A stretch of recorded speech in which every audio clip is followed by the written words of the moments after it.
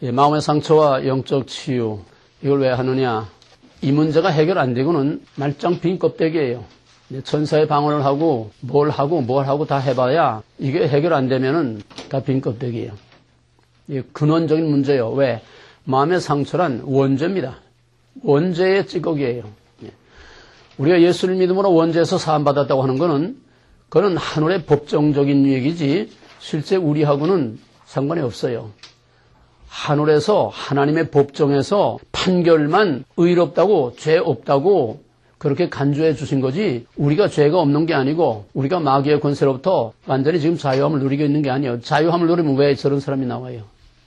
자유함을 누리면 왜 우리가 마음의 괴로움과 고통과 미움과 다툼과 분쟁과 싸움과 모든 불안과 염려가 이게 왜 있어요? 우리는 현실적으로는 몽땅 마귀에게 사로잡혀 살고 있는 거야. 정도의 차이만 있을 뿐이지 이 문제를 해결 못하면은 진리란 뭐라? 빈 껍데기 아니야. 하나님이 내가 하나님 됐으면 자유함이 있어야 돼. 평안이 있어야 돼. 마음으로 영으로 육으로 평안이 있어야 돼. 하나님이 진짜 내게 하나님 되시면은 내가 1979년에 대관령 가다가 우리 이제 운전 배운 지 한 달밖에 안 된 부목사가 운전을 하다가 그 대관령 몸미쳐 진부라고 하는 그 고개에서 차가 그냥 굴러가지고 20m 낭떠러지로 그냥 6번을 때가닥 도로 위에서 2번 뒤집히고 8번을 때가닥 하면서 내가 척추가 3개 부러졌어. 척추가 3개가 나갔어. 왕창 나갔어. 얘네 다 해. 헬스 가서 헬스하고 다 해. 영적으로, 육적으로. 근데 내가 자유를 누리지 못한 게 있었어. 마음의 평안이 없어. 너무너무 내가 고통스러워. 그건 다음 시간에 얘기할 거예요. 그래서 다 얘기하자면 엄마 끝도 한도 없지. 어느 정도였는가 하면은 한 가지만 얘기하면은 내 평생 소원이 딱 3가지가 있었는데 첫째는 60kg 한번 올라가 보고 죽었으면 한이 없겠다. 60kg. 그러면 내 몸이 어느 정도인지 알만하죠. 50kg, 52kg. 그거밖에 안 돼. 조그만 여자 체중밖에 안 되지. 여자한테 물어보는 것도 실례지. 우리 한국엔 파운드 모르니까 하여튼 키로로. 그러니까 가져가고 뼈다구밖에 없었어. 그러니까 60kg 한번 올라가 보고 죽으면 한이 없겠다. 그게 소원이야. 그 다음에는 잠 한 번 실컷 자보고 죽었으면 한이 없겠다. 그냥 죽는 거 소원이야. 죽는 거. 잠 한 번 실컷 자보고 죽는 게 소원이야. 얼마나 잠을 못 잤느냐. 5년 동안 단 1분도 잠을 못 자고 살았어. 신경쇠약 때문에. 이 스트레스 때문에.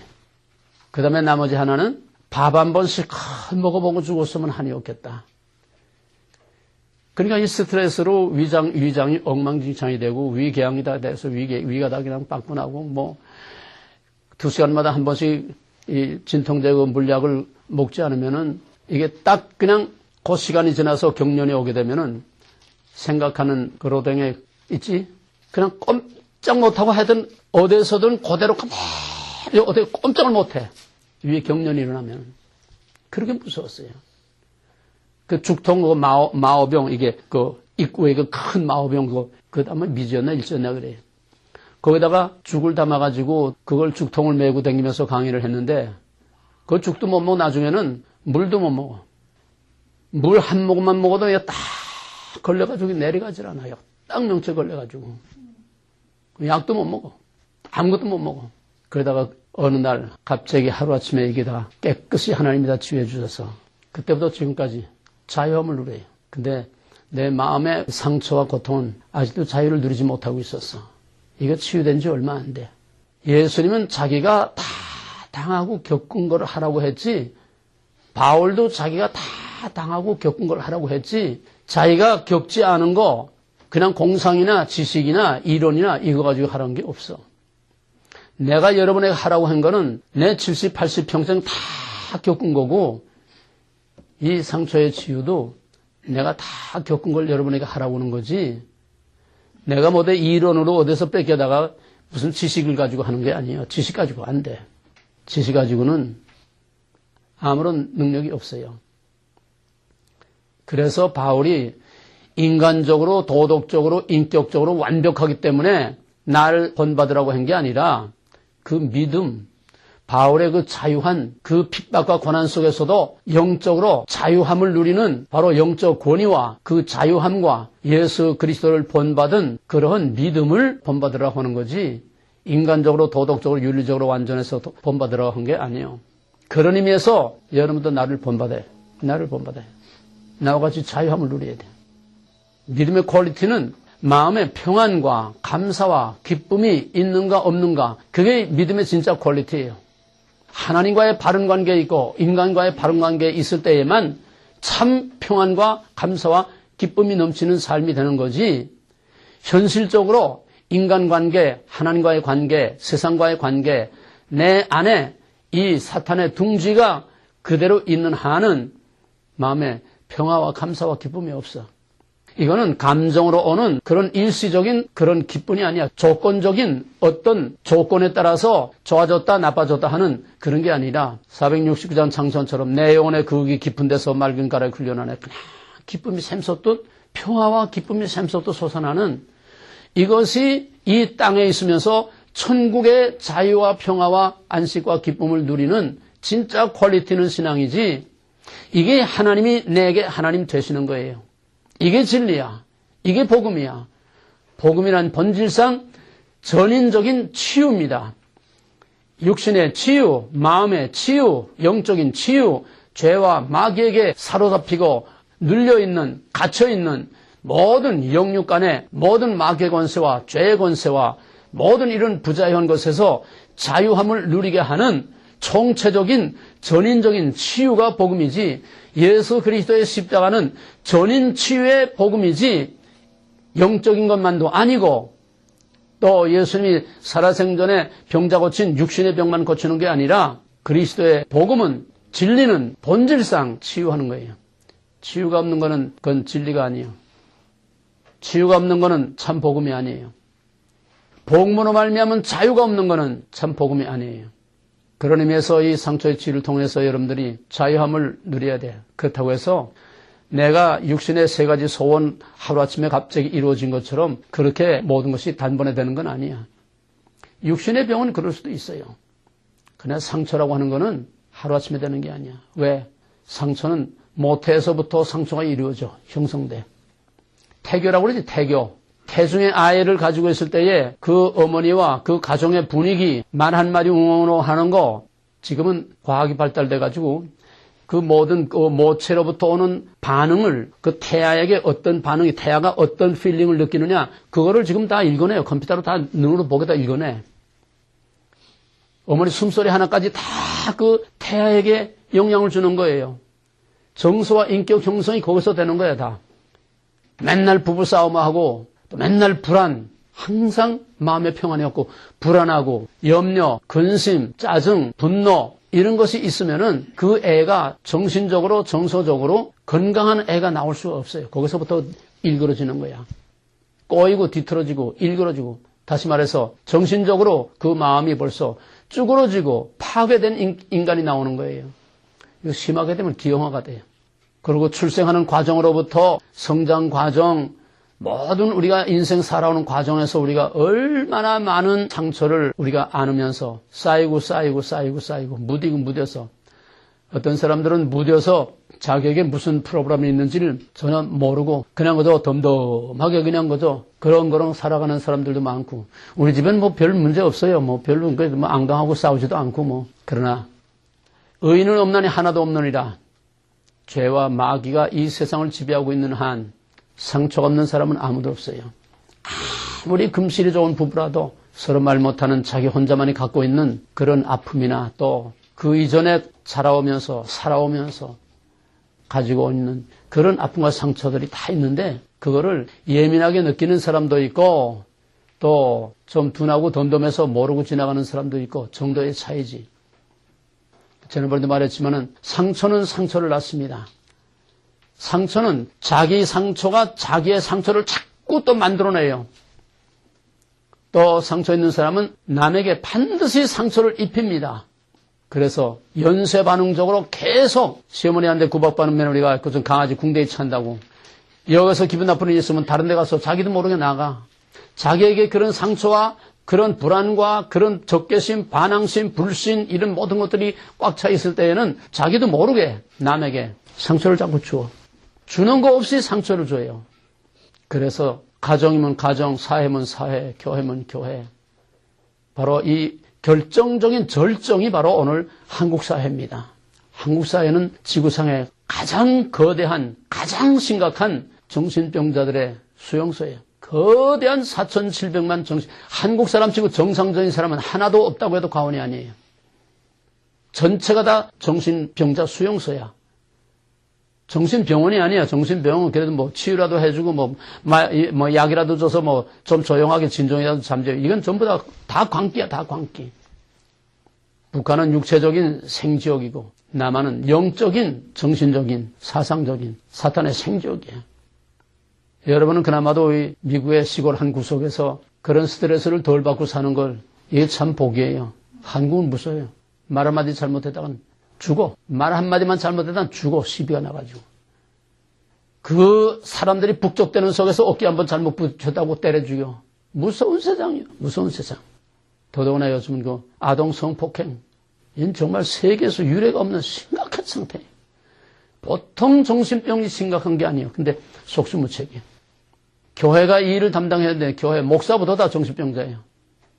목사부터 자기 자신 해결 못해. 알지도 못해. 우리 드란노에서라도 담은 몇 사람이라도 여기서 고통당하는 사람들이 영으로든 육으로든 정신적으로든 치유를 받고 자유함을 얻는 구원의 사건이 있어야 돼. 자유한 평화의 사건이 있어야 돼. 할렐루야 찬송이 터져 나올 수 있는 그런 승리의 개선가가 나올 수 있는 그런 구원의 사건이 여기서 일어나야 돼. 지금까지도 수없이 많은 가정들이 그렇게 치유돼서 지옥에서 천국으로 된 가정들이 얼마나 많은지 몰라요. 매 기마다. 우리 엮이는 이제 사람이 많으니까 더더구나 이런 문제들이 알게 모르게들 다 가지고 있는 이것들을 해결을 해야 돼요. 자, 그럼 지난번에 공부한 거 모든 마음의 상처는 어디서 온다? 모든 마음의 상처는 어디서 온다? 기억할 걸 기억하지 못하면 뭐지? 그럼 힘든 것도 아니고 세이브만 딱 해두면 나오는 건데 모든 상처는 어디서 와요? 죄와 마귀. 죄와 마귀에게서요. 그럼 그걸 안 오게 하려면 어떻게 해야 돼? 내 안에 상처가 만들어지지 않게 하려면 어떻게 해야 돼? 마음의 상처는 죄와 마귀로부터 온다. 그럼 죄와 마귀가 내게 상처를 갖다 주지 않게 하려면 어떻게 해야 되냐고. 내가 가르쳐준 게 있지. 다 같이 시작.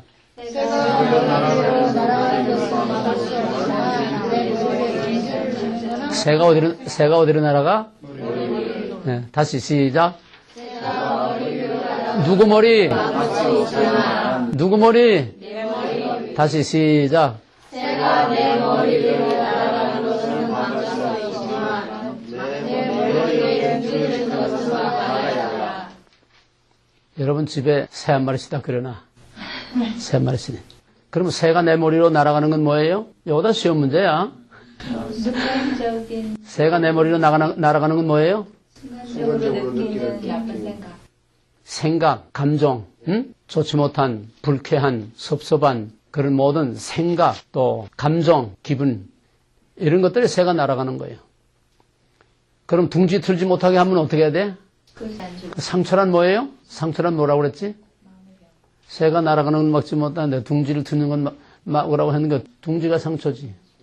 예? 그럼 어떻게 해야 둥지를 틀지 못해? 둥지를 튼다는 건 뭐예요? 그런 생각이나 그런 감정에 사로잡히는 거, 거기에 묶이는 거, 또 거기에 붙들려서 이걸 놓지 못하는 거, 그렇게 되면 상처가 된다는 거예요. 둥지가 돼. 그럼 어떻게 해야 돼요? 둥지 틀지 못하게 하려면? 사로잡히지 말고 놓지. 둥지 틀지 못하게 하려면 어떻게 해야 돼? 새가 내 머리에 앉으려고 그러면 어떻게 해야 돼? 쫓아버려야지. 뭘 쫓아버려 그러면? 상처.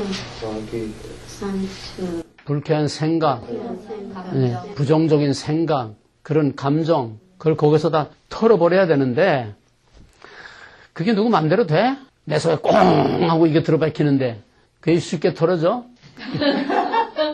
말만 쉽지 실제로 그게 털어지질 않아. 그냥 금세 사로잡혀. 꽁 하고서는. 그래서 훈련이 필요한 거예요. 훈련이란 습관입니다. 훈련이란 습관이야. 저절로 되는 게 아니야. 배워서 되는 게 아니야. 그 뭐 성령 받았다고 되는 게 아니야. 습관이란 뭐예요? 반복. 예술가나 모든 운동선수라는 거는 계속해서 같은 행동을 계속해서 반복함으로써 훈련이 되는 거예요. 그죠? 자기 스타일을 버리고 자기 습관을 버리고 자꾸 하라고 하는 그대로 자꾸 계속 같은 거를 반복함으로써 바스켓볼에서 공을 거기다가 집어넣는 것도 그거 한 번에 돼? 자꾸 자꾸 같은 행동을, 같은 동작을 자꾸 반복함으로써 그 습관이 훈련이 되는 거예요. 신앙이란 훈련이요. 습관을 통해서 훈련이 돼야 되고. 상처의 치유도 훈련으로 되는 거지 절대로 저절로 되는 게 아니야. 기도한다고 되는 게 아니야. 은혜 받았다고 되는 게 아니야. 새를 쫓는 훈련으로부터 시작해서 끊임없는 피나는 싸움, 투쟁, 훈련이라는 건 그리 쉬운 게 아니에요. 모든 훈련은 다 고통이 따르고 불이익이 따르고 자기 억제와 자기 포기가 따르게 되고 그럴 때에 훈련이 되는 거지. 저 하고 싶은 대로 자기 형편대로 자기 기분대로 다 하고선 무슨 훈련이 돼요? 먹을 거 다 먹고 잘 거 다 잡고 놀 거 다 놀고 할 거 다 하고 그러고선 무슨 인류 메달감이 되고 인류 예술가가 되고 인류 피아니스트가 될 수가 있어요? 신앙은 그 이상의 훈련이 필요한데 오늘날 어디서도 훈련이 없어. 훈련이 왜 없어요? 제자 훈련도 있고 무슨 훈련도 있고 훈련 많으니까 아니야. 그거 아니야. 그런 거 가지고 안 돼. 영적인 훈련. 지식 가지고 안 돼. 생활과 삶 속에서 말씀과 성령이 그 삶 속에 적용이 됨으로써 하나님이 내 하나님 되는 무서운 싸움을 통해서 훈련을 통해서 되는 거예요. 하나님이 내 하나님 된다는 건 그냥 되는 게 아니라 하나님과 나와의 싸움이야. 하나님과 내 안에 있는 자기 주장이라고 하는 마귀와 하나님과의 싸움이야. 이 싸움이 없이는 절대로 영적인 훈련이 안 되고 신앙의 훈련이 안 돼. 무슨 뭐 성경 공부 프로그램들 그런 훈련 가지고 되는 게 아니에요. 약간의 도움은 있어. 약간의. 일시적인, 그냥 근원적인, 근본적인 해결은 아니야. 그래서 마귀가 우리에게 일단 들어와서 이게 한 번으로 끝나는 게 아니고 아까도 말했지만은 모태에서부터 빽하고 나올 때부터 지금까지 살아오는 과정에서 우리 계속 끊임없는 이 도전, 자극, 끊임없는 이러한 자극을 받으면서 계속해서 상처를 자꾸 입는데 하나님이 주신 은혜로 말미암아 무슨 은혜? 망각의 은사로 말미암아 또 자기도 모르게 자꾸 잊어버려서 어느 정도 이게 자꾸 여과돼 나가니까 살지 이게 그대로 다 쌓이면 터져서 죽어. 그래도 다 여과돼서 흘러나가서 배설물처럼 흘러나가지만은 그러나 찌꺼기가 자꾸 쌓여. 이거 자꾸 쌓여. 우리가 좋지 못한 패트푸드나 좋지 못한 음식들을 자꾸 먹으면 맨날 대변을 소변으로 다 나가지만은 계속 쌓이니까 그것이 콜레스테롤이 쌓이고 동맥경화증이 되고 당뇨가 되고 뭐가 되고 자꾸 성인병이 되고 자꾸 비만증이 걸리고 다 하는 거 아니에요? 배설돼도 쌓이듯이 영적으로도 똑같아. 마음으로도 똑같아. 배설되지만은 쌓여. 어떤 사람은 좀 배설을 잘하는 사람도 있고 어떤 사람들은 배설을 못하고 자꾸 쌓이는 사람도 있고 꽃 같은 걸 먹어도 운동을 자꾸 하면은 여과가 되죠. 운동을 안 하면 계속 먹기만 하면 자꾸 이렇게 되는 거 아니에요? 꽃 같아. 영적으로나 육적으로나 정신적으로나 또 마음의 상처나 다 마찬가지. 그래서 이런 것들이 우리 안에 쌓이게 되면은 거기에 교재에 나와 있던 것대로 여러 가지 많은 이런 상태들이 나타납니다. 한마디로 종합해서 말하면 마음의 평화가 없고 기쁨이 없고 감사가 없고 사랑이 없고 진실과 서로를 믿어주는 그런 신뢰가 없고 불신과 배타, 부정적이고 불안, 염려, 초조, 근심 항상 마음이 오그라들어 있는 긴장되어 있는 이런 속에서 누구와도 원만한 인간관계를 갖기가 어려운 정말 살아있으나 생적 같은 가정이면 가정, 사회면 사회, 교회면 교회. 아무도 없어도 자기 혼자 안에 있어도 자기 안에서도 무서운 싸움이 벌어지고 자기 안에서도 평안이 없고 기쁨이 없고 결국 지옥 같은 생활을 사는 거예요.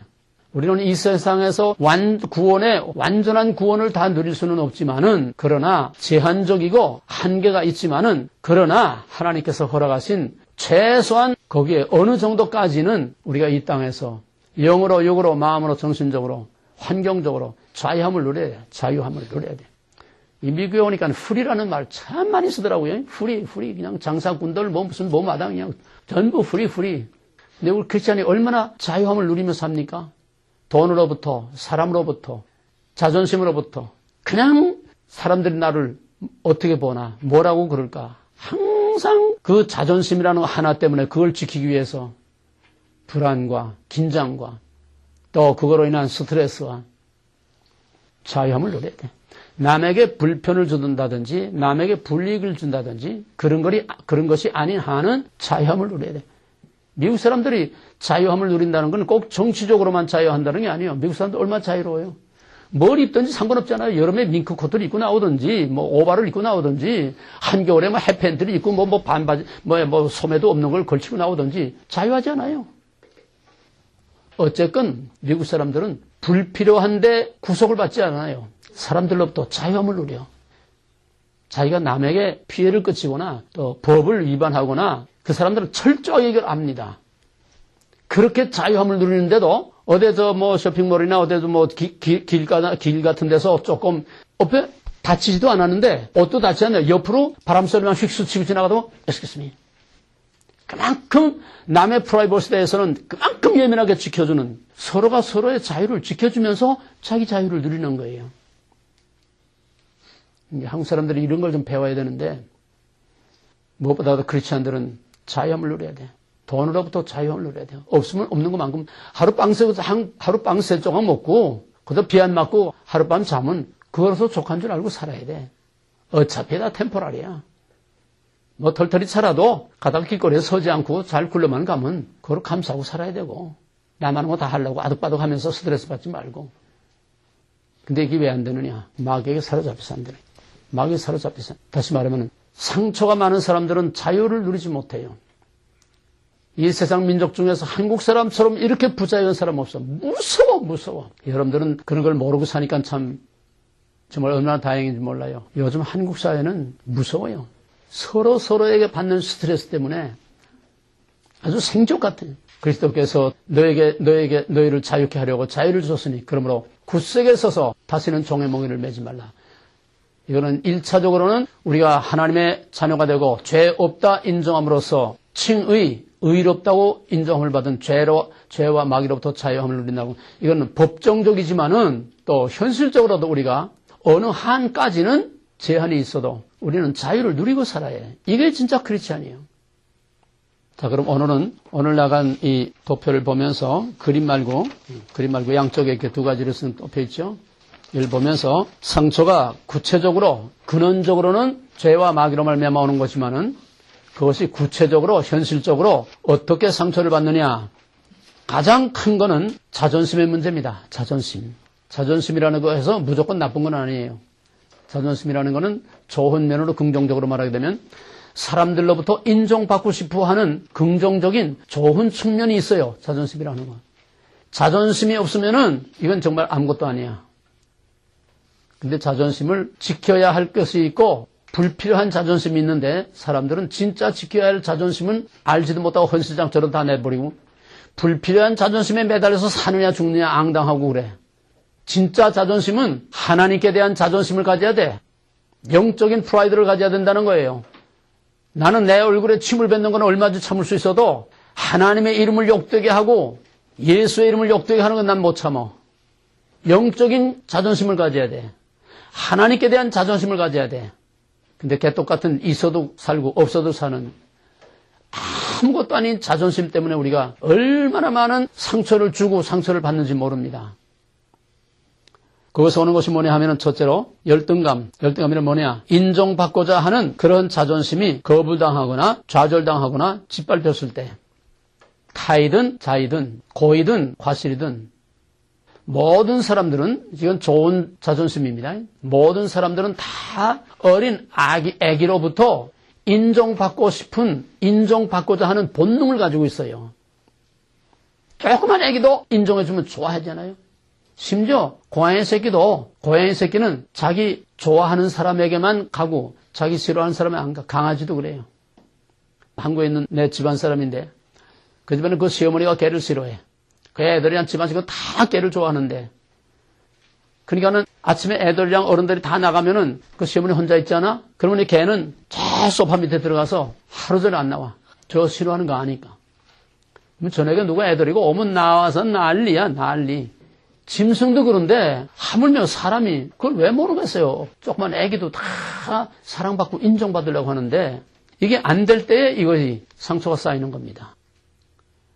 그냥 소외를 당해서 사랑을 못 받든지 또 오히려 또 적극적으로 학대를 받든가 또 인정을 해주지 않던가 이런 모든 인정을 받지 못하는 데서 상처가 오게 되는데 예를 들면은 이거는 타의에서 어쩔 수 없는 경우에 얼굴이나 신체상의 어떤 핸디캡이 있을 때 얼굴이 너무 못생겼다. 남들은 다 잘생겼는데 나는 왜 이렇게 못생겼노? 남들은 다 저렇게 훤한데 나는 왜 얼굴이 이렇게 시꺼매서 앞만 주워발라도 퍼렇고 참 고민거리죠. 스트레스 없을 수 없어요. 또 얼굴에 어떤 흉터나 또 시커먼 뭐 흉터가 있다든지 그러면 자꾸 그 머리털로 그걸 가리고 이렇게 항상 그걸 가리려고 거기에 그냥 신경을 쓰게 돼요. 신경을 쓰게 돼. 누가 앞에 떳떳하지 못하고 항상 움츠리게 되고 또 유난히 또 키가 작아서 그냥 땅딸모같이 암만 못을 내려도 못이 나지 요만해가지고 뭐 실을 암만 높은 거 실어도 안 돼. 평생 스트레스예요. 누가 앞에 떳떳하지 못하고 자유함이 없어. 어디 가나 그냥 위축이 되고 뭐 이런 거 일이 다 열려들 수 없지요. 또 능력에 있어서 아무리 하려고 해도 안 돼. 성적이 안 올라가. 옛날에는요. 통지표 받아오게 되면은 의뢰에 그냥 손바닥 맞는 거야. 손바닥 내밀어. 해처리로 손바닥 대는 게 이렇게밖에 못해. 안 되는 걸 어떡해. 자꾸 스트레스만 쌓이고 상처만 자꾸 쌓이는 거예요. 그러면 그럴수록 공부는 더 못합니다. 왜? 이 스트레스가 쌓이고 성취 쌓이면 집중력을 잃기 때문에 공부가 안 돼요. 하란다고 해서 공부되는 게 아니야. 또 선천적으로 환경적으로 여러 가지 능력의 한계를 느낄 때에 또 상대적으로 자꾸 남하고 비교해서 이 한국 사회는 무서운 경쟁 사회입니다. 자꾸 경쟁을 부추기기 때문에 이 경쟁 때문에 얼마나 상처를 받는지 몰라요. 엄친이 뭐라고? 엄마 친구 딸. 엄친이 뭔지 몰라요? 엄마 친구 딸. 이 학생들에게는 이 엄친이라는 말 때문에 엄마 친구 딸은 올 A를 받았는데 너는 왜 그렇게밖에 못하냐 이게. 엄마 친구 딸은 어느 학교 갔는데 너는 왜 저 천안 수원까지 내려가야 되느냐. 엄친. 그것 때문에 얼마나 젊은 애들이 학생들이 스트레스를 받아. 자꾸 남하고 비교하는 거야. 상대적으로 경쟁적으로 자꾸 비교하니까 거기서 샌드위치가 되는 거야. 학교에서는 한번 해도 안 되지. 뒤에서는 자꾸 몰아치지. 갈 데가 없어. 그럼 어떻게 돼? 옆으로 삐져나가는 거지. 탈선을 하든가 세상을 잘 이거라 하고 아파트 빌딩에서 그냥 뛰어내리든가. 빠져나갈 길이 없으니까. 그래도 우리 세대 정도 사람들은 괴로우나 즐거우나 그냥 그저 꿍꿍 참고 그래도 속이 다 골마 터지고 다 문드러져도 꿍꿍 참고 사는 그런 참고 사는 인내심이 우리 세대만까지만 해도 그게 있어서 그래도 이만큼들 살고 있는데 요즘 한국의 젊은이들은 참지 못해요. 그걸 참지 못하면은 폭력으로 나가서 누굴 때려 죽이든지 아니면은 자기가 죽든지 이제 적극적인 행동으로 극단적인 행동으로 나가지 절대로 고통을 참고 견디지 못합니다. 요즘 아이들은. 그러니까 저런 사건 사고가 끝없이 나오고 성폭행, 아동 성폭행, 뭐 살인 사건 참질 못해요. 자기의 괴로움과 고통, 아픔을 참고 견디지 못해. 그 다음에 또 이제 소외를 당하거나 가정에서도 요즘은 사람들이 이렇게 많지 않지만은 옛날에는 이제 애들이 많잖아요. 5, 7 뭐 이래 되잖아요. 그럼 그 중에 어느 하나는 두각을 나타내고 그 중에 또 누구 손가락 길고 짧고 있듯이 그 중에 누구 하나는 쳐주면 이놈은 자꾸 소외당하는 거야, 자꾸. 잘하는 놈만 자꾸 지켜 세우고 그렇게 되면 이게 평생 한이 맺혀가지고 형제간에도 항상 이렇게 소외당한 애들은 형제간에도 속으로 등을 쥐고 있어. 원수 같아 되는 거야. 직접 원수 될 건 없지만은 엄마 아빠는 너만 좋아하고 나는 미워해. 이게 항상 꼬여가지고서 그게 앞으로 이제 뒤에서 보는 각양각색의 그런 문제들을 다 이제 가져오게 됩니다. 상처는 상처로 끝나는 게 아니에요. 엄청난 문제를 끌고 나옵니다. 그래서 문제인 거죠. 그 다음에 이제 무시당하는 거, 가정이나 학교나 직장이나 어떤 집단에서 따돌림을 당하거나 무시를 당하거나 어디도 끼지 못하고 항상 소외되고 물하고 기린처럼 따르돌고 그런 데서 오는 또 자기 의견이나 자기 생각이 받아들여지지 않고 계속해서 묵살당하고 거부당할 때 특히 부부간에 또 부모 자식 간에 한 번도 뭐 하겠다고 하면 기꺼이 하라고 한번 해보라고 이렇게 힘을 실어주지 않고 꼭 브레이크를 걸고 꼭 부정적인 그런 반대 의견들을 내놓고 이건 서로가 다 상처가 있어서 물론 그렇지만은 이렇게 부부면 부부 또 부모와 자녀면 부모와 자녀 간에 이렇게 인커리지 격려해주고 한번 해봐. 실패해도 한번 해봐. 내가 우리 아이가 중학교 1학년 때에 그때 컴퓨터 XT 쓸 때 XT 알아요? XT는 여러분 알지도 못할 거예요. 맨 처음 나온 거야, 컴퓨터가. 그거 쓸 때 그때 이제 XT 다음에 나온 PC, 퍼스널 컴퓨터. XP 다음에 윈도우는 아직 모르고 XP 다음에 그 때문에 PC 개인 PC가 나올 때인데 그때 얘가 컴퓨터를 한번 만들어 보겠대. 그 생태기가 컴퓨터를 만들어 보겠대. 그래, 얼마면 되겠냐? 그 얼마면 되겠다고. 그래, 한번 해봐라. 그 용산 전자상가에 가서 뭐 다 파트들 사다가 이렇게 낀대. 처음이니까 뭐 다 껴가지고 스위치 딱 넣으니까 팍 타버렸어. 그럴 수 있는 거야. 그 야단치면 안 돼. 그 다음에 두 번째는 그래 해가지고서 아주 컴퓨터 첨단 컴퓨터 박사가 됐어요. 사방에 남의 컴퓨터 만들어주고 또 남의 컴퓨터 고쳐주고 그것 때문에 지금까지도 뉴저지에서 지금까지도 그냥 맨날 남의 컴퓨터 고쳐주러 돌아다니고 참 이런 게 중요해요. 실패를 통해서 성장하고 성숙하고 깨닫는 건데 이런 걸 자꾸 이렇게 막게 되면은 나는 아무것도 할 수 없어. 해봐야 소용없어. 말해봐야 소용없어. 또 안 돼. 그러니까 이 사소한 상처라는 건요. 사소한 것들이 자꾸 이렇게 쌓여서 티끌 못해서 안 된다고 이런 것들이 쌓여서 나중에는 그 뿌리가 너무 단단하고 너무 깊어져 가지고서 이게 평생 그 뿌리를 뽑지 못하는 무서운 상처들로 그 한두 가지겠어요? 그 상처의 뿌리들이 한두 가지겠어요? 어마어마하게 많은 문어발 같은 이런 종류별의 그런 상처들이 그냥 나무 뿌리처럼 얽히고 설켜가지고 뿌리 깊이 베낀 그 상처를 하루아침에 하루 이틀에 그게 고쳐지겠어요? 그게 뿌리가 깊은 것만큼 시간이 오래 걸린 것만큼 그만큼 치유의 시간이 그만큼 많이 걸립니다. 뿌리가 깊은 것만큼 그만큼 그걸 치유하는 데는 엄청난 고통의 대가를 치러야 되고 엄청난 인내와 정말 피투성이가 되는 그런 자기와의 싸움과 요즘 털도 안 뜨고 예수 십자가 은혜 한마디로 뭐든지 다 되는 거죠. 이게 사기야, 사기. 예수 십자가 공로는 우리가 죄와 마귀로부터 구원받는 구속, 영적인 구속을 받는 그거지. 그 다음에 우리 모든 삶 속에서 이루어야 할 치유, 즉 어려운 말로 말하면 성화의 과정은 피나는 싸움이야.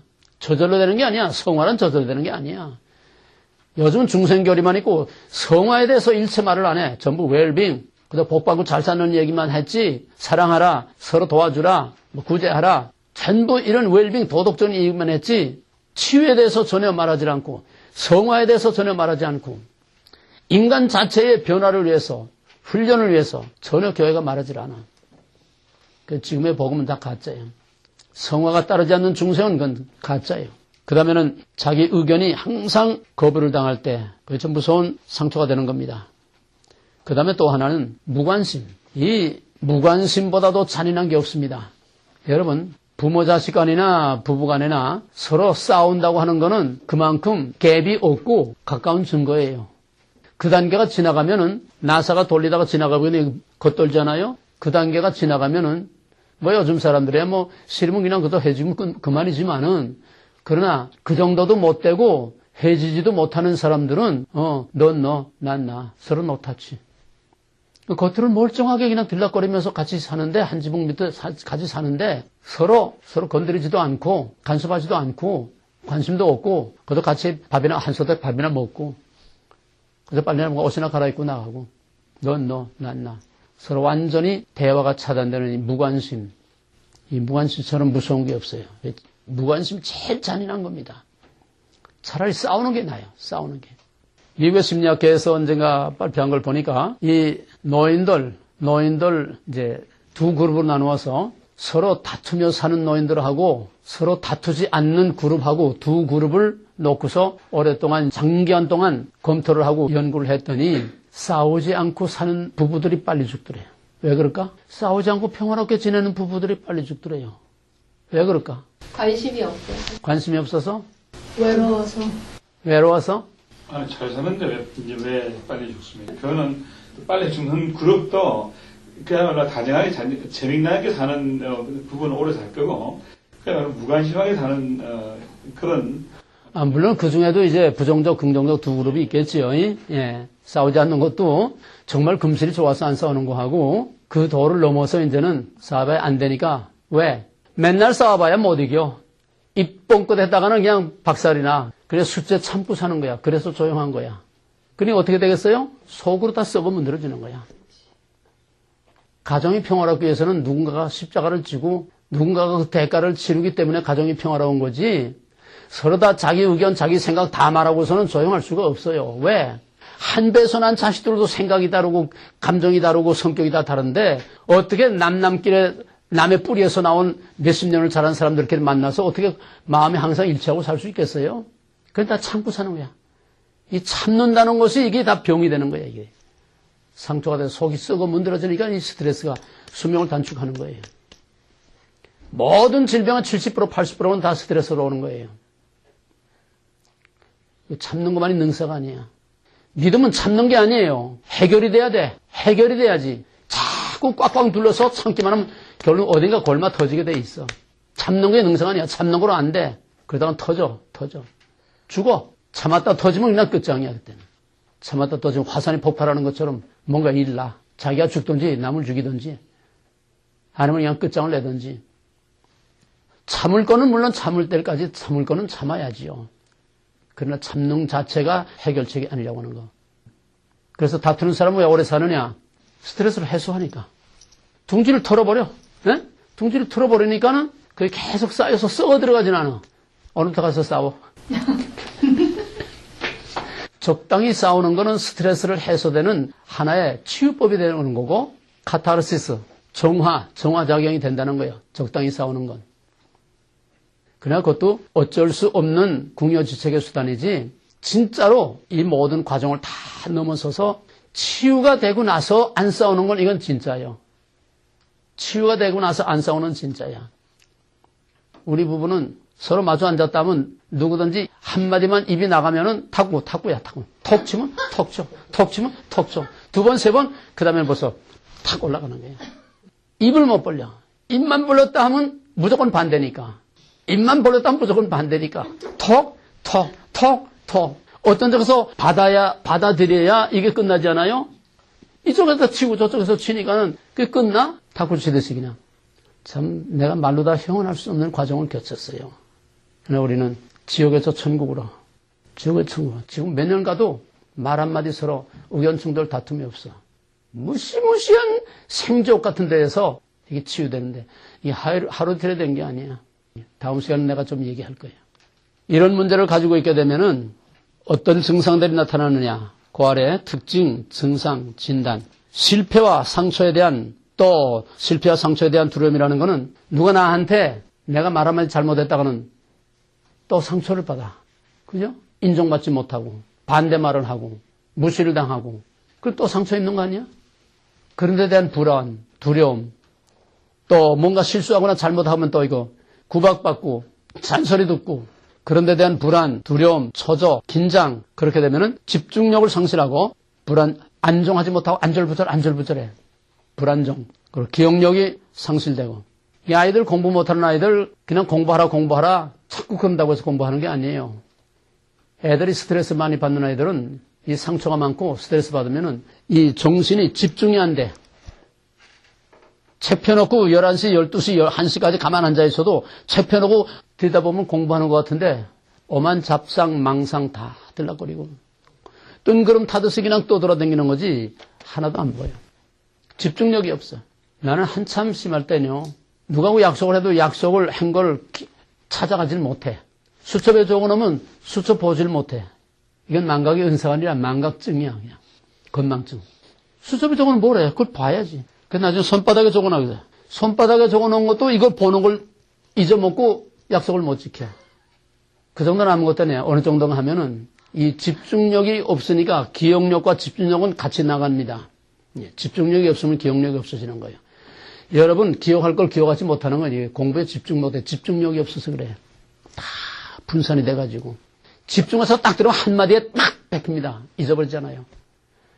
내가 지금 내일 모레 80이라도 집중해서 딱 이렇게 어떤 책을 본다든지 어떤 내가 정말 궁금하던 거 어디서 딱 발견을 했다든지 할 때 요구나 딱 하나가 한 번 딱 입력되면은 지워지질 않아요. 집중해서 들은 거, 집중해서 본 거, 그건 한 번으로 잊어버리질 않아. 근데 그것도 편안하게 태평하게 들은 거는 꼴백 번 들어도 자꾸 잊어버려. 내가 기억력이 집중력과 기억력이 얼마나 내가 심각했는가 하면은 성경을 못 읽어. 성경을 한 절을 못 읽어. 한 절을 왜 못 읽느냐? 한 절을 읽으려면은 그 앞에서 나온 단어하고 그 다음 단어들이 연결이 돼야 말이 되잖아요. 그래야 이해가 되잖아. 단어 하나하나가 한 단어 넘어가면 고전 단어가 새까맣게 잊으면 생각이 안 나.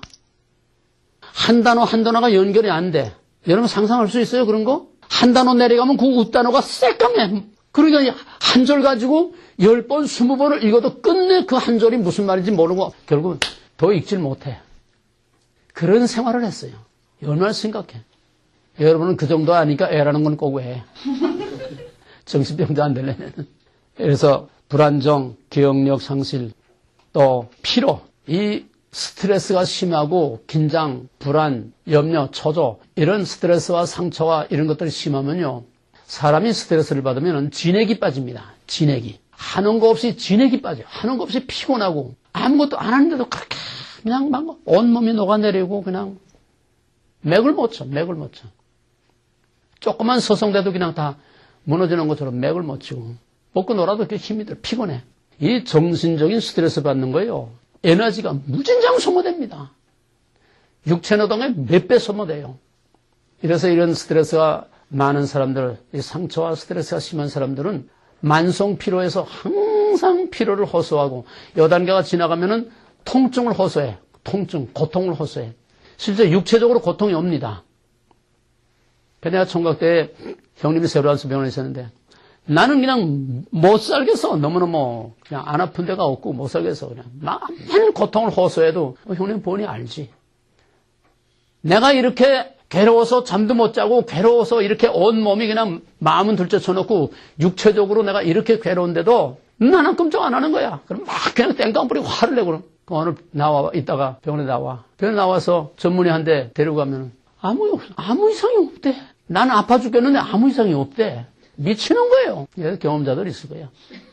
두통이 온다든지, 옆구리가 쑤시다든지, 어깨가 아프다든지, 이게 이리 왔다 저리 왔다 하고, 사방에. 속으로부터 겉으로부터 안 아픈 데가 없어요. 실제로 아픕니다. 진짜로 아픈 거예요. 정신적인 그런 상상으로만 아픈 게 아니라, 실제로 육체적인 고통이 와요. 그러다가 이게 지나치게 되면 진짜 병이 되는 겁니다. 진짜 병이 돼요. 캔서의 70%, 80%는 다 스트레스로 옵니다.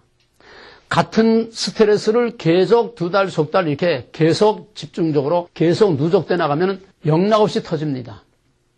그리고 남에게 불안과 고통, 스트레스를 주는 것은 간접살인이에요. 우리 형님이 그 아이가 이 도박에 빠졌어, 도박에. 셋째 막내 놈이 도박에 빠졌어. 평생 모태에서부터 생각한 놈인데 도박에 빠졌어. 그게 하루 이틀이죠. 고쳐줘요? 주색 잡기는 개도 못 준다는 말이 있잖아요. 주색 잡기. 그러니까 하다 안 되니까는 그 며느리가 그렇게 착한 며느리인데도 더 이상은 못 살겠다는 거야. 이혼하겠다는 거야. 큰 난리를 치니까 결국 형님이 위암으로 죽었어요. 그 스트레스니까. 직통이에요, 직통. 누구에게 스트레스를 주는 건 살인행위입니다. 또 자기가 자기의 스트레스를 해결하지 못하고 죽는다면 그건 자살행위예요. 간접자살이에요, 그것도. 남에게든 자기에게든 해결해야 돼. 뿌리 뽑아야 돼. 이 심각성을 모르는 사람들이 더 문제예요. 문제가 없는 사람 아무도 없는데 정도의 차이는 있지만은 왜 모르느냐? 자기가 자기도 모르게 남에게 가해자라는 걸 다 모르고 살고 있어. 기껏 해봐야 자기는 피해자야. 에? 저희 집구석에서 자기는 피해자야. 저희 남편은 자기를 몰라줘. 자기를 이해 못해줘. 피해자야. 전부 피해자만이지 가해자는 없어. 어느 집 구석에 들어가 보든지 다 피해자래. 여자한테 물어보면 자기가 피해자야. 남자한테 물어보면 또 자기가 피해자야. 다 피해자야. 가해자는 없고 피해자만 있어. 자기가 남에 대해서 남편이나 아내나 아이들이나 또 밖에 사람들이나 직장에서나 자기가 가해자라는 건 전혀 모르고도 살아요. 이게 누적이 되면은 사람 골병 들게 만들고 정신적으로 육체적으로 심해지면은 간접살인이 될 수 있는 거예요. 그래서 이런 피로, 의욕상실, 불신, 폐쇄적, 그 다음에는 폐쇄적이 되면은 의사불통, 고집불통, 누구하고도 대화가 되지 않고 타협이 안 되고 의논이 안 되고 그냥 막무가내로 애골수로만 나가는 이 고집불통. 성격적인 것도 있지만은 이런 상처로 불신의 벽이 두터워지게 되면은 누구의 말도 진실 그대로를 받아들이질 못해. 액셉하지 못해. 다 탱탱 튕겨내고 다 거부하고 부정적이고 비판적이고 배타적이고. 그러면 이러한 마음의 이건 다 내적인 겁니다. 이런 증상은 그 속에서 나타나는 것들인데 그런 병을 가지고 그런 상처를 그런 문제를 가지고 있는 사람들은 표면으로 밖으로 어떻게 나타나느냐. 오른쪽 보세요. 그게 방어기제라고 하는 건데 속에 이런 문제들을 가지고 있으면은 그것을 위장하고 합리화시키고 또 다른 사람들이 자기의 약점과 아픔을 건드리지 못하게 자기의 약점을 들여다보지 못하게 자기 스스로 무의식적인 본능적인 방어 기제가 나타납니다. 디펜스 메커니즘이 나타난다는 거예요. 이건 알고 하는 의식적인 행동이 아니에요. 무의식적인 행동입니다. 그래서 모든 상처와 아픔과 약점을 스스로 자꾸 은폐하고 숨기고 위장하기 위해서 역기능, 반대 기능이 나타나. 이거하고 반대 기능이 나타나. 예를 들어서 열등감, 극심한 열등감을 가지고 있다. 경제적으로 너무 가난해서 그 가난에 대한 열등감이 어려서부터 또 이렇게 쌓여있는 그런 열등감이 있다. 또는 공부를 못해서 또 남들은 다 대학 가는데 자기가 대학을 못 가는 한이 맺히고 그런 것들로부터 자유를 누리지 못하는 사람들이 이 극심한 사람이 있어요. 대학 못 갔다고 다 그런 건 아닌데 특별히 어떤 사람들은 이게 아주 한이 맺히고 이게 아주 무서운 상처가 돼서 병처럼 되는 그런 사람들이 있어요. 뭐 미국 사람들은 그런 거 별 문제가 안 되는데 한국 사람들은 특별히 학력 사회이기 때문에 이 간판 사회이기 때문에 대학 못 갔으면은 어딘가 길을 못 펴고 자꾸 위축되고 자꾸 자기가 남보다 뭔가 부족하고 모자르다고 하는 결핍증을 갖고 이런데 자유함을 누리지 못해. 미국 사람들은 뭐 대학 못 가도 내 아는 사람은 아주 엄청난 부자인데 미국 사람인데 그 아들은 대학도 안 가. 자기는 취직한대. 그래서 내 딸 같은 그런 사람이 있는데 그 아이하고 고등학교 같은 이제 친구들인데 고등학교 때부터 그냥 쭉사 살자 그렇게 따라다니더니 결국 걔하고 결혼을 했어. 잘 살아요. 그러다고 해서 부모 의지하는 게 아니야. 결혼할 때 그 갑부가 저희 아들 결혼하는데 그 별장이 어느 정도가 하니까 별장 안에 풀장이 있어. 집 안에 풀장이 있어. 아주 왕궁 같아, 성 같아. 그 호숫가의 가든에서 이제 결혼식을 하는데 딱 만불 딱 주면서 이거 가지고 다 해. 뭐 집 하나 사주는 것도 아니고 아파트 하나 얻어주는 것도 아니고 만불 가지고 다 하라는 거야. 아파트는 뭐 들어가서 뭐 폐하면 되는 거니까 세상에 난 놀랬어 정말. 한국 같으면 얼마나 요란스럽게 하겠어요. 저희 그 젊은 애들 친구들 그냥 그래서 가족 몇 사람하고 그렇게 해가지고 이제 결혼식을 했는데 고등학교 안 나왔다고 끌리는 거 하나도 없어. 완전히 후리하게 살아. 그러더니 저 소방 헬리콥터 있지? 그것도 이제 교육받아가지고 소방 헬리콥터 지금 이거 빨로 하고 있어요. 아니 대학 못 나오면 못 삽니까? 미국 사람들은 자유하게 사는데 한국 사람들이 학력 때문에 스트레스 받는 사람이 너무 많아요. 이런 열등감을 가지고 있는 사람들은 역기능으로 나타납니다. 정반대로 나타나. 열등감이 심한 사람은 한마디로 말하면 교만한 사람들은 열등감이 심하다고 보면 틀림없어요. 교만한 사람. 물론 타고난 성격도 있겠지만은 어디 가나 잘난 척하는 사람, 어디 가나 똑똑한 척하는 사람, 팔방미는 노릇하는 사람, 백과사전, 누가 무슨 말 한마디만 꺼내면은 그냥 그 말 딱 가로채가지고서는 혼자 다 아는 것처럼 그냥 팔방미인 백과사전 모르는 거 없어. 목사 누구 이름 하나 나오면 그 목사 줄줄이 그냥 그 뭐 배우고 다 나오고 어떤 탤런트 말 한마디만 나오면 그 탤런트 그냥 잘 다 나오고 세상 얘기 모르는 거 없이 사방팔방 대중 잡지 무슨 잡지에 나오는 이런 것들 그냥 안 보는 거 없고 모르는 거 없고 목사들 그런 사람이 있어요. 그 마켓에 나오는 것들 별별 게 다 많잖아요. 그 이만큼 갖다가 일주일 내내 그거 다 봐. 성경도 안 보고 기도도 안 하고 그만 봐. 극심한 열등감에 사로잡힌 사람들은 팔방민 백과사전 그런 사람들 보면 불쌍해. 자기 몰라. 그 열등감으로 인한 자기의 고통이 얼마나 심한지를 몰라. 역기능으로 다 위장되고 캄프라져있기 때문에 오히려 그 다음엔 자기가 자기에게 쏟고 살아. 자기가 많이 아는 것처럼 이거 가지고 보상심리. 많이 아는 것처럼 그거 가지고 자기 보상심리로 그걸 가지고 자위를 하는 거예요. 자위. 이런 사람들은 참 불쌍한 사람들이에요. 또 있는 척하고 뭐든지 차도 인류, 뭐 집도 그냥 힘에 넘치도록 그냥 큰 집, 좋은 집 뒤집어 쓰고 차도 좋은 차, 옷도 남보다 더 비싼 옷, 브랜드, 좋은 것들만 입고 다니고. 여기는 참 자유로운데요. 아무거 입고 다녀도 한건 안 그래. 굶어 죽어도 남한테 끌리지 않게 입고 다녀야 되고. 응? 하다못해 여자들 신발 어디 가서 벗어놓으면 신발 어디 거나 신발 안에다 써 있잖아. 그거 가지고 자존심 상하는 거예요. 땡볕 내서라도 최고 신발 비싼 것들을 사 신고 다녀야 되고. 이렇게 되면은 자기라고 하는 건 없어져요. 전부. 그러니까 과소비, 낭비, 허세, 이 애모를 봐도 다 나타나. 애모를 봐도. 과소비, 낭비, 허세, 얼굴로 다 나타나. 이런 상처가 심한 사람들, 열등감이 심한 사람들. 또 어떤 사람들은 불안, 초조 때문에 자기 속에 잠시도 평안이 없고 항상 그냥 불안, 긴장, 초조, 그냥 다리가 다다다다다다 떨지 않으면 그냥 한 군데 오래 가만 앉아있지 못하고 그냥 화장실 들락날락 하지 않으면 이 불안, 초조. 또 어디 가서 팍팍 기마에 쓰고 그냥 돈 쓰는데 그냥 팍팍 쓰고 다니는 사람.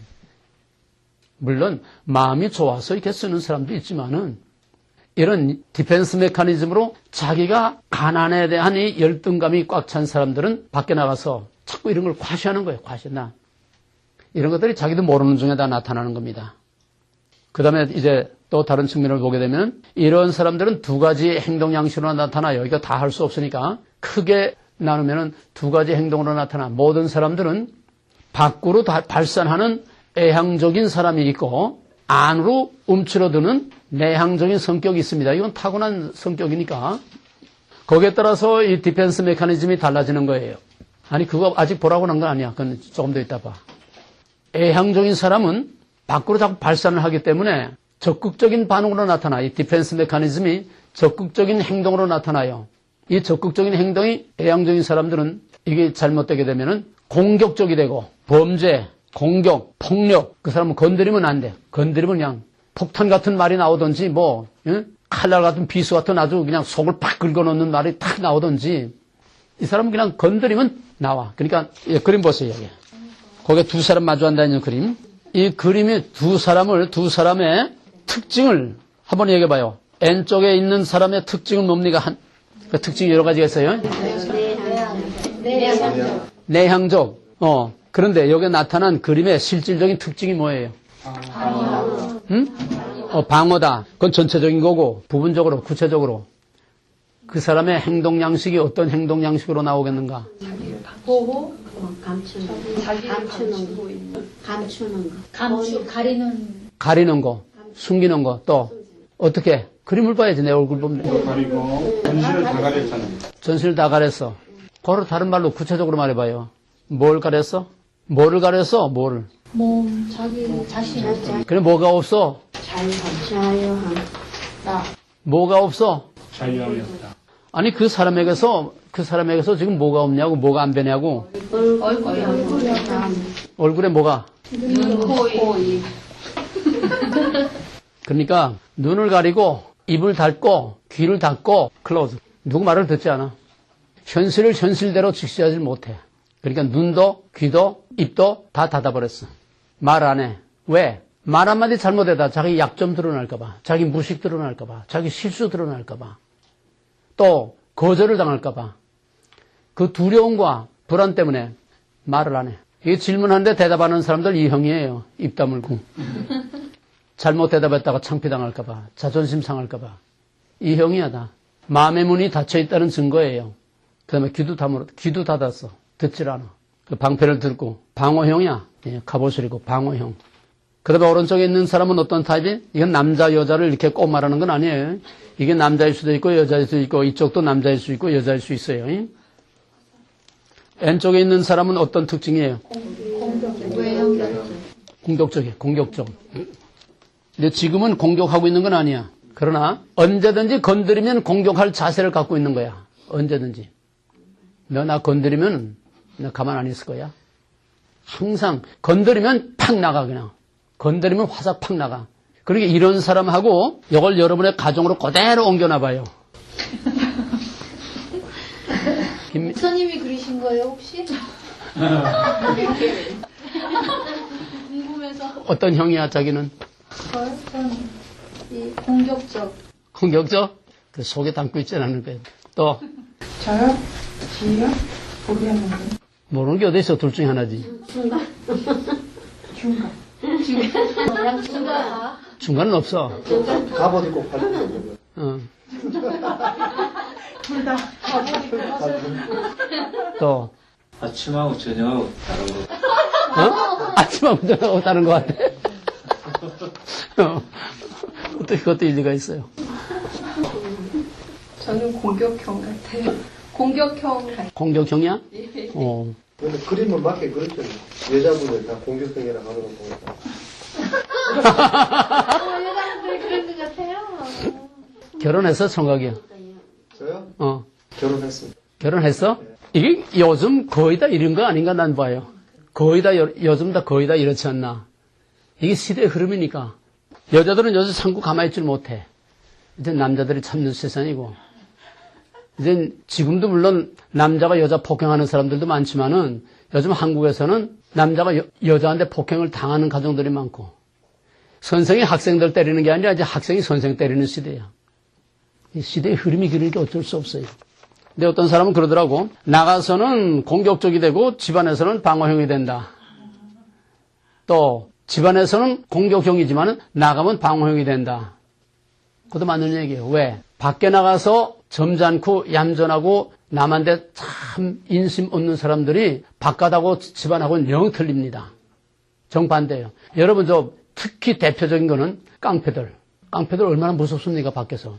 근데 깡패들은 집에 가면은 저희 부인들 얼마나 애끼고 잘해주는지 몰라요. 그 밖에서처럼 그렇게 무서우면 어떻게 살겠어요? 정반대예요. 정반대. 깡패들은 저희 부인들을 얼마나 애끼고 얼마나 위해주고 얼마나 사랑하는지 몰라요. 일리 있어요. 일리 있지? 예. 또 밖에서 잘하는 사람들에게 정말 다 인정받고 존경받고 그런 사람 집구석에 하게 되면 이것도 사탄으로 변해. 내가 한국에서 크고 기도원 한울산이라고 하는 큰 기도원에서 이제 몇천 명 모인 그 기도원에서 이제 여러분 집회를 하는데 예배 끝나고 나서 어떤 젊은 자매가 상담을 하겠다고 왔어. 그냥 엉엉엉엉 울면서 이제 얘기를 하는데 자기 아버지가 어느 서울의 큰 교회에 아주 수석장로인데 교회에서는 아주 천사라고 그러는데 천사. 양같이 순하고 그렇게 잘 숨기고 교회에서는 다 그 장로님을 천사라고 그러는데 근데 집에만 오면은 이게 악마로 변해서 그냥 자기를 그냥 막 장작 패듯이 그냥 팬다는 거야.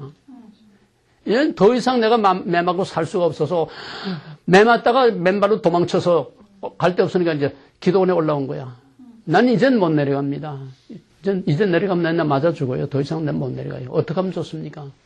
그걸 가라고 그래. 가지 말라고 그래. 밖에 나가면 천사인데 집에 들어오면 악마로 변하는 이런 사람들.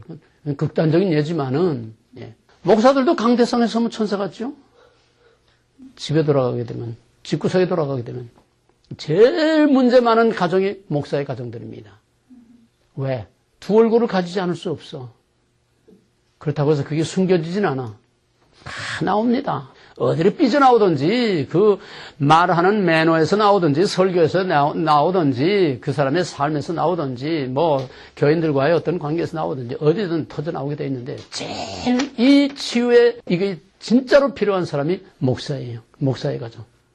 우리 동양에도 수신제가 지국평천하 자기 몸을 다스리고 가정을 다스리고 그 다음에 나와서 세상을 다스리라.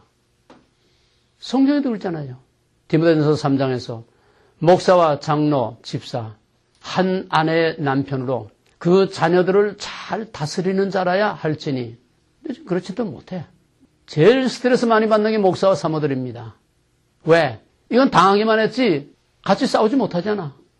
입 한 번 뻥꺼냈다간 뭐 날벼락 나오는데 응? 보따리 싸고 도망가야 될 판인데 쫓겨날 판인데 그러니까 목사는 목사대로 속으로 다 새기고 꿍꿍거리고 사모는 사모대로 또 항상 소외감을 느껴. 왜? 목사는 꽃밭에 살거든 항상 그냥 뭐 신방 가고 어디 가고 그냥 맨날 꽃밭에 살고 또 존경받고 대접받고 그냥 높임받고 목사님 한데 이 사모는 이건 뭐 아주 꼬다른 보릿자루예요. 그러니까 소외감에다가 이제 또 뭐 하게 되면 질투심 심각한 이런 문제를 가지고 있어요. 그럼 어떻게 돼? 집안에서밖에 저희끼리밖에 붙을 데가 없어. 제일 심각한 게 목사의 가정입니다. 이런 사람들이 이제 고다음 그림을 보세요. 맨 끝에 오른 그림. 이 글을 보게 되면은, 여기 이제 슬라이드 필름을 내가 거꾸로 껴서 글자가 반대로 나왔는데, 이것이 이제 스트레스를 많이 갖고 상처를 많이 가지고 있는 사람들은 애양적이든 내양적이든, 애양적이라고 해서 안에 아무것도 없는 거 아니에요. 애양적이지만은 자기의 속을 숨기고 있고 감추고 있고 남에게 노출되기를 꺼려하는 그런 아픔, 그런 약점, 그런 허점을 가지고 있기 때문에 그런 거는 노타치. 딱 그 보호해서, 이건 성욕이야, 성욕. 누구도 거기에 들어오면 안 돼. 그거 건드리면 안 돼. 그런 것들을 가지고 있어요. 특히 이제 내향적인 사람일수록 이게 더 심합니다. 이 방어벽. 자기를 방어하는 이런 방어벽인데 이게 뭐냐 하니까 불신의 벽이에요. 불신. 아무도 자기를 들여다보지 못해. 아무도 자기 약점 들여다보면 안 돼. 큰일 나. 그러니까 항상 불안할 수밖에 없어. 누가 내 약점 이걸 알지 않나. 또 약점을 또 노출되지 않나. 말 한마디 잘못할 때. 또 누가 누구한테 또 내 이런 약점과 내가 이렇게 아파하고 괴로워하는 이런 것들을 또 사람들 입을 통해서 나가지 않나. 항상 이런 데 대한 불안이 있기 때문에 아까 갑옷 입은 그 사람처럼 자기 방어를 위한 이런 자꾸 불신의 벽을 쌓아. 사람들하고 원만한 커뮤니케이션이 안 돼. 진실과 진실을 서로 주고받을 수 없어. 누가 말을 해도 그 말을 받아들이질 않아. 다 그냥 이 두터운 방어벽 밖에서만 내리쳐지 마음속으로 받아들이질 못해. 이런 사람들에게는 복음도 진리도 그 어떤 말씀도 그 속에까지 중심까지 들어가지 못합니다. 다 밖에서 탕탕 튀어나가고 말아. 예수님은 이거를 네 종류의 밭의 비유로 말씀하셨어요. 길바닥과 같은 거야 이게. 또 가시덩굴, 돌짝밭 이건 다 상처와 하지로 세상 근심, 불안, 염려, 걱정 이런 것들이 다 얽히고 성긴 이게 가시밭, 돌짝밭, 길바닥 이게 심해지면 이 길바닥처럼 완전히 성을 쌓고 벽을 쌓고 그 속에 숨어서 오픈을 안 하는 거예요. 딱 클로즈하고. 뭐 성격적인 차이도 있지만은 말을 해야 할 자리에서도 말을 하지 않고 이렇게 클로즈하고 있는 사람들은 다 이런 형들이에요. 이런 형들이에요. 이런 형은 어떤 것으로 나타나는가? 그 다음 그림 보세요. 양쪽에 이거. 내향적인 사람은 안으로 움츠러져 들어가. 자꾸 위축돼. 우울증, 노여움, 분노, 곡해, 애곡 이런 사람들은 무슨 말을 해도 꽈배기처럼 다 꽤 이렇게 벨벨 꼬여서 오해를 하고 곡해를 하고 남은 선한 뜻으로 말하는데 피해의식이 꽉 차가지고 피해망상증에 걸려가지고서 저 사람이 나를 또 어떻게 하려고 그러는가? 왜 저런 말을 하는가? 이런 식으로 오해, 곡해, 애곡, 그 다음에 자학, 비판, 또 반대로 얌전하고 착하면서도 절대로 무너지지 않는 그런 아집, 고집, 애골, 절대로 누구 말 듣지 않아. 자기 고집대로 하지. 또 이걸 조금 더 지나치면은 또 옆으로 나가면은 음주, 마약, 도박, 도벽, 또 그 다음에는 은둔, 많은 사람들 앞에 나타나지 않고 사람들 틈에 끼어서 어울리지 못해. 항상 뒤로 쳐져서 혼자서 숨어 살길 좋아하고 방구석에 처박혀서 밖에 애출하는 걸 싫어하고 사람들 모임에 어디 나가는 걸 싫어하고 교회를 가도 그냥 꽁문이 아무도 모르는데 꽁문이나 한쪽 뒤편에 가만 앉았다가 예배만 딱 끝나면 싹 빠져나가고 사람들과의 교제와 이런 사귐이 없어. 항상 자기는 숨어 살아. 피해망상, 의사불통 또 어떤 경우에는 거짓말. 자꾸 자기를 위장하기 위해서 자기도 모르게 이게 무의식 중에 하는 거예요. 거짓말을 하겠다고 일부러 생각해서 꾸며서 하는 게 아니라 무의식적으로 습관적으로 그냥 거짓말이 나가버려. 거짓말이. 무조건 거짓말로 나가버려. 누구하고 말을 해도 그냥 자꾸 거짓말이 그냥 나가버리는 거예요. 이게 거짓말이 습관화되게 되면은 자기가 거짓말을 하고 있다는 걸 전혀 모릅니다. 몰라. 예를 들어서 남편이 집에 옆에 있는데도 전화가 왔어. 아무개 집사님 계십니까? 나가 밖에 나가고 없는데요. 이 전화 자체에 대한 불안증이 있어. 누가 가까이 접근하는 거기에 대해서 항상 불안이 있는 불안. 습관적으로 자꾸 거짓말을 해. 이유 없이 거짓말해. 아무 소득도 없는 맹목적인 거짓말에 습관적으로 거짓말을 해. 그런 사람들하고 무슨 대화가 되고 그런 사람들에게 무슨 복음이 들어가겠어요? 그 다음에 초조, 불안, 긴장 말할 거 없고 그 다음에는 또 이제 이런 사람 중에는 아부형이 있어요. 아부형. 개처럼 충성하고 이제 목숨을 다 바치듯이 그냥 개처럼 충성하고 왜? 아까 처음에 말한 것처럼 인정을 받기 위해서 물불 모르고 충성을 해. 비굴할 정도로 충성, 좋게 말하면 충성, 나쁘게 말하면 아부. 이런 사람들은 강자에게는 약하고 약자에겐 강합니다. 무슨 말인지 알겠어요? 강자에게는 약하고 약자에겐 강해. 이 미국 사람들 중에 그런 사람들이 많아요. 왜? 미국 사람들 중엔 이 결선 과정에서 자라는 사람들이 너무 많기 때문에 이런 사람들은 강자에게는 약하고 약자에게는 막 그냥 눌러버려요. 그래서 아주 이런 정연하게 합리적으로 팍팍팍 대들게 되면은 꼼짝 못하고 그냥 뒤로 물러서. 어정쩡하게 이 아시안들 1세들 말도 잘 못해서 어정쩡하게 그냥 콱 밟아버려. 그러다 이 문제가 많은 사람들이. 물론 성격적인 것도 있긴 하겠지만은 대부분 다 이런 것들이 강자에게 약하고 약자에 강한. 또 이것이 이제 심하게 되면 탈선, 애도, 자살. 그 다음에 오른쪽에는 밖으로 주로 나타나는 성격의 사람들입니다. 과섭이, 낭배, 낭비, 포식, 또 선심, 허세, 허영, 아까 말한 것 백과사전, 팔방미인, 완벽주의, 결벽증. 이게 완벽주의, 결벽증. 이건 아주 전형적인, 이건 상처를 많이 가지고 있는 사람들이에요. 왜? 자기 핸디캡, 자기 그 열등감, 자기 부족한 거를 역기능으로 나타나기 때문에 실수가 많은 사람들일수록 완벽주의가 많습니다. 좀 허술하고 좀 뭔가 완벽하지 못한 사람들이 더 완벽증, 그런 결벽증 이런 걸로 나타난다는 거죠. 그 다음에 거부, 반항적, 부정적, 배타적, 또 강한 경쟁심, 이게 다 열등감이 밖으로 노출되는 거예요. 강한 승부욕, 그 다음에 공격적, 지배적, 험담, 남의 험담하는 거, 이간질하는 거, 음해, 증오, 폭력, 범죄, 분노, 살인 이런 사람들 중에서 독재형이 나오고 잔인한 범죄형이 나오고 또 이런 사람들 중에서 무서운 소유욕으로 수단과 방법을 가리지 않는 그러한 부정과 부패가 여기서 나오는 거예요. 정복욕, 성취욕 이건 좋은 면도 있고 나쁜 면도 있어요.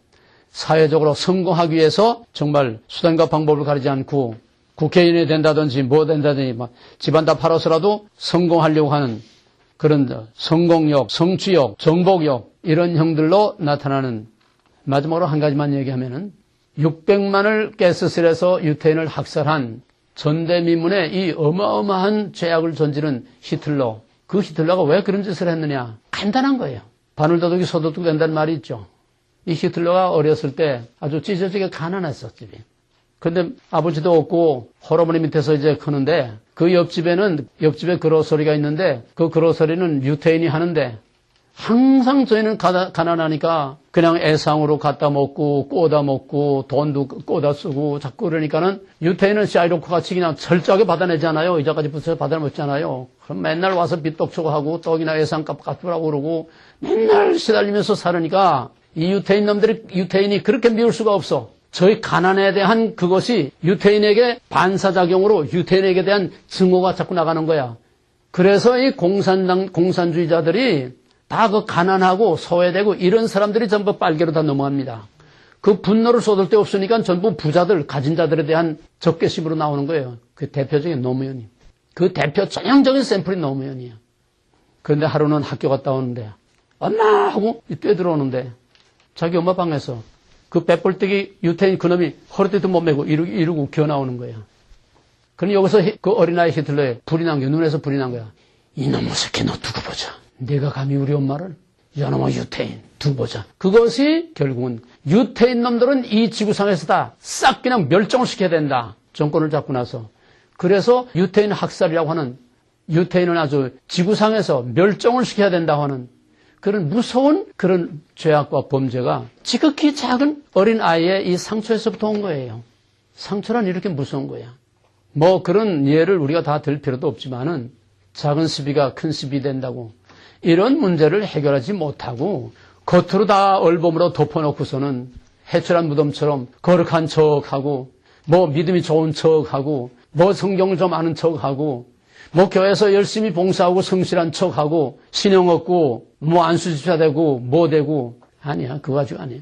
근본적으로 속사람이 치유되고 속사람이 변화돼야 마음이 열려야 하나님과 열리고 마음이 열려야 사람과 열리고 마음이 열리고 영의 문이 열리고 그래서 하나님과 사람과 유무상통 교제하고 교통할 수 있게 될 때에 사람 같은 사람이 되고 아내 같은 아내가 되고 남편 같은 남편, 부모 같은 부모가 되고 크리스찬 같은 크리스찬이 되는 거예요. 이 근원적인 원죄의 이 문제를 해결하지 못하고 예수 믿는다는 건 말짱 거짓말이에요. 오늘 여기까지만 하고 다음 시간에 조금 더 실질적인 얘기를 하겠습니다. 기도합시다. 감사한 하나님. 수십 년 어려서부터 우리가 자라오고 살아오는 과정 또 가정생활과 이 미국 생활에서 우리가 알게 모르게 쌓이고 뿌리 깊이 내려진 우리가 모르는, 자기도 모르는, 또는 서로 같이 살을 맞대고 살면서도 서로가 모르는, 자기만이 부둥켜 안고 있는 이 아픔과 괴로움과 고통과 심지어는 불감증까지도 우리가 다 모르는 중에 덮어놓고 살고 있지만은 누구나 깨끗한 자가 없고 완전한 자가 없고 마음에 상처가 없는 자가 없지.